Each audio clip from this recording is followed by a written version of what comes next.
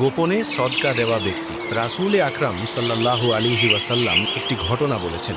এক ব্যক্তি মনে ঠিক করলেন যে তিনি রাতে সদকা করবেন, তাই তিনি সদকা নিয়ে বের হলেন, কিন্তু অন্ধকারে ভুল করে সেই টাকা এক চোরকে দিয়ে বাড়ি ফিরে এলেন। সকালে লোকজন বলতে লাগলো, কেউ নাকি এক চোরকে সদকা দিয়েছে। এটা শুনে তিনি বললেন, হে আল্লাহ, সব প্রশংসা তোমারই, আমি আজ রাতেও সদকা করব। দ্বিতীয় রাতেও তিনি সদকা নিয়ে বের হলেন, কিন্তু না জেনে তা এক খারাপ চরিত্রের নারীর হাতে দিয়ে এলেন। সকালে আবার আলোচনা শুরু হলো, কেউ এক দুশ্চরিত্রা নারীকে সদকা দিয়েছে। তখন তিনি বললেন, হে আল্লাহ, সব প্রশংসা তোমারই, আমি আজ রাতে সত্যিকারের একজন অভাবীকে সদকা দেব। তৃতীয় রাতে তিনি আবার বের হলেন এবং এবার সেই টাকা এক ধনী ব্যক্তিকে দিয়ে এলেন। সকালে মানুষ বলতে লাগলো, কেউ এক ধনী মানুষকে সদকা দিয়েছে। এটা শুনে তিনি বললেন, হে আল্লাহ, সব প্রশংসা তোমারই, ভুল করে চোর, খারাপ নারী আর ধনী সবার কাছেই সদকা দিয়ে ফেলেছি। এরপর এক রাতে তাকে স্বপ্নে জানানো হলো, চোরকে সদকা দেওয়া হয়েছে, হয়তো সে চুরি ছেড়ে দেবে। খারাপ নারীকে দেওয়া হয়েছে, হয়তো সে গুনাহ থেকে ফিরে আসবে। আর ধনী ব্যক্তিকে দেওয়া হয়েছে যেন সে শিক্ষা নিয়ে